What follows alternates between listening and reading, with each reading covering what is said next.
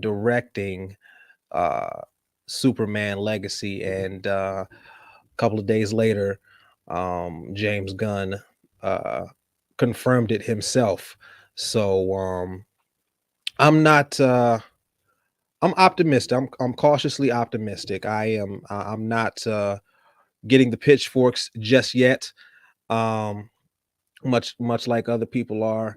But like I said, I'm cautiously optimistic.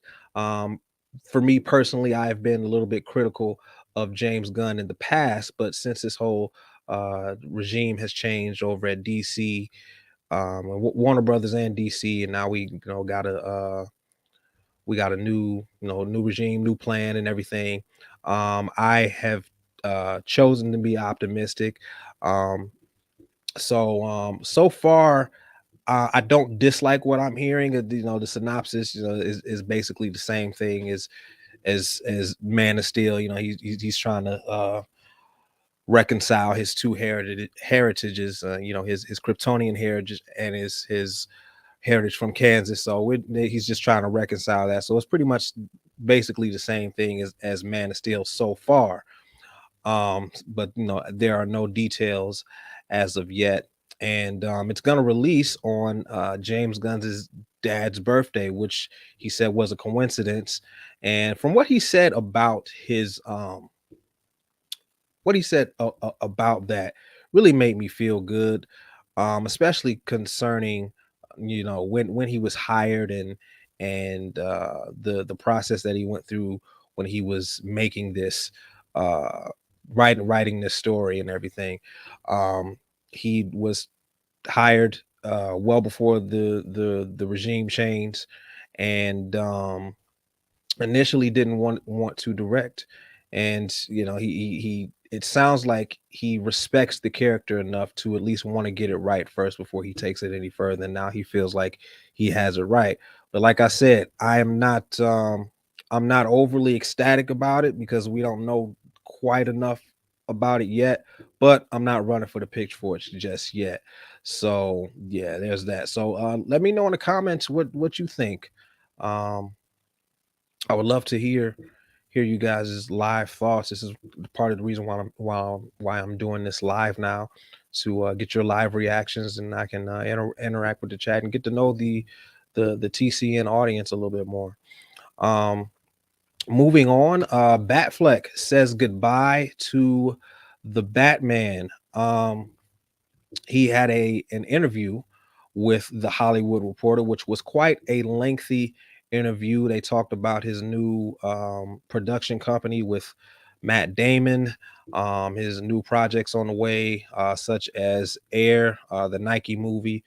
Um, but pertaining to the culture nerd and nerd culture, we're going to talk about what he said about Batman. And let me just share my screen with you guys real quick. Let's see.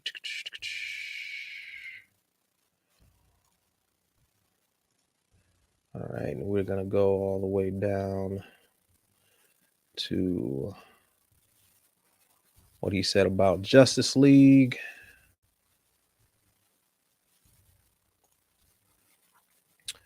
And basically, he was just saying that things are changing, hopefully for the better. He went through a lot during the Justice League shoot, as you can see here. The Justice League experience, the fact that those stories became somewhat repetitive to me. Oh, something going on my computer. Okay. Repetitive to me and less interesting. Yeah, I did finally figure out how to play that character, Batman, and I nailed it in the Flash. For the 5 minutes that I'm there, it's really great. A lot of it is just tone. You've got to figure out what's your version of the person. Who is the guy that fits what you can do. I've tried to fit myself into Batman, and by the way, I like a lot of the stuff we did, especially the first one, Batman versus Superman. So it sounds like he did enjoy his time as Batman overall. However, uh the Joss Whedon version of Justice League did leave a bad taste in his mouth. And I can understand that. He did go on to say that, you had a guy come in and think that his way was the right way, and it indeed was not the right way. Um, and I think we can all agree with that. Joss Whedon came in, and not only did he redirect and make a not good movie, but he was not a good person to people on set and the actors. So of course that experience would not be a positive one. But I am very happy that Ben Affleck has found some peace and found some solace with being Batman or not being Batman. Um, let's see. He says, Justice League, you could teach a seminar on all the reasons why this is how not to do it, ranging from production to bad decisions to horrible personal tragedy. Talking about the untimely death of Zack Snyder's daughter Autumn, and just ending with the most monstrous taste in my mouth. The genius and the silver lining is that Zack Snyder eventually went to AT&T. It was like, look, I can get you 4 hours of content. And that turned into the Snyder Cut. He went on to say that it was mostly just the slow motion stuff that he cut out to kind of condense the movie.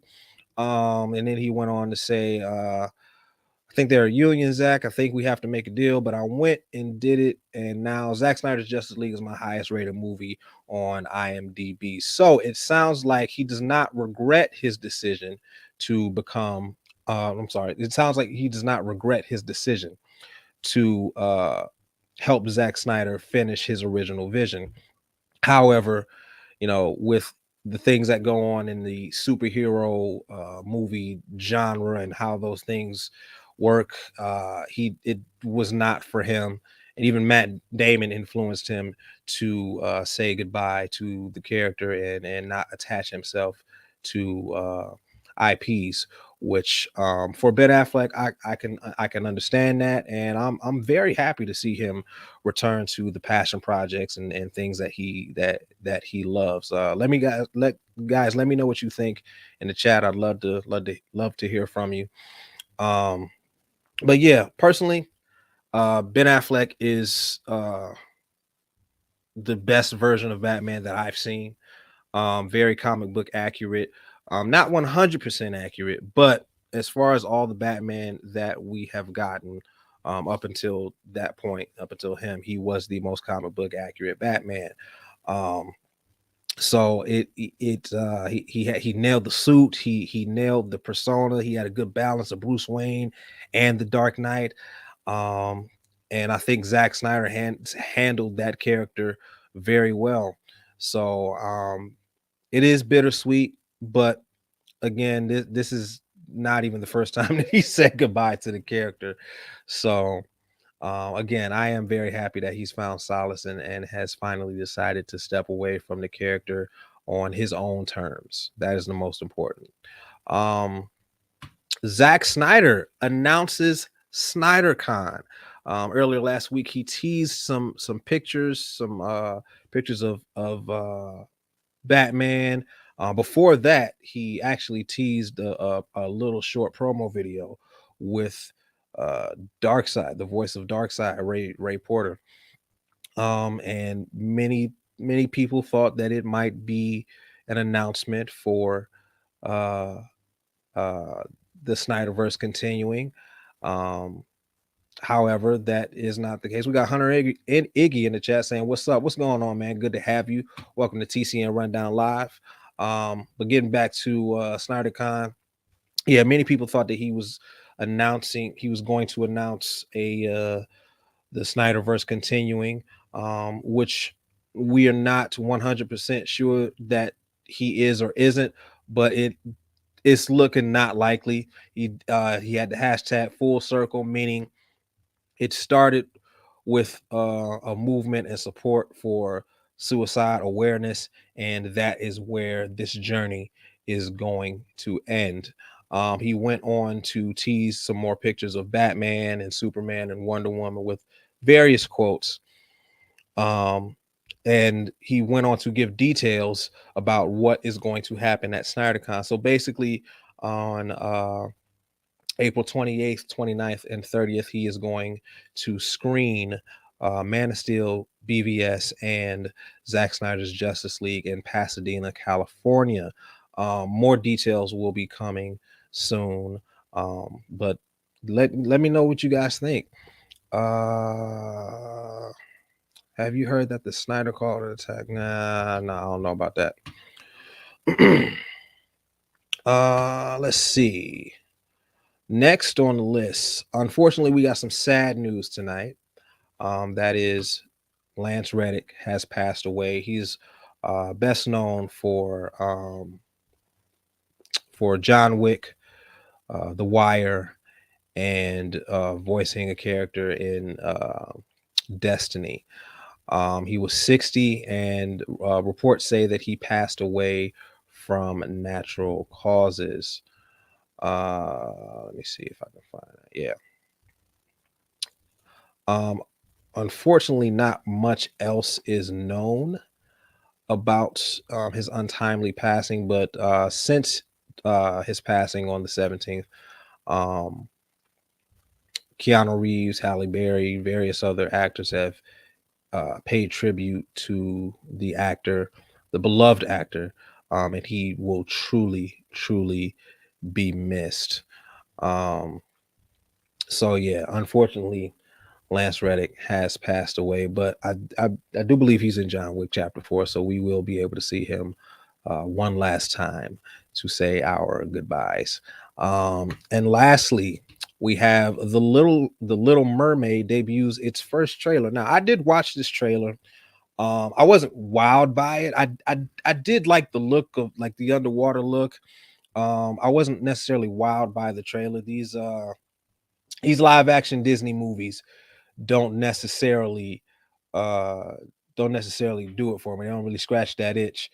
I like a handful of them, but you know, again, this one just feels like another run of the mill trailer. So let me fix that. Yeah, and a lot of people are upset, uh still upset about the casting of Halle Bailey as Ariel, and there's a small subset of people who are upset about the way her hair looks, and it's like, who cares? Why does that matter? I don't understand. Like, people just want to be angry and be upset over silly things. I don't understand. But the trailer looked okay. If you want to see it, you know, go ahead, look it up on YouTube and watch it for yourself. If you have seen it, let me know in the chat what you think. Let me know in the comments what you think about it. But that about wraps it up for this TCN rundown. Again, I do apologize for it being late. There was some weird stuff going on this weekend. But again, thank you for being patient. And I'm going to continue to do this live so I can interact with the chat. But again, thank you guys once again for joining me tonight. Um, this week has had a lot of news so far. So next week, there's going to be a lot to talk about.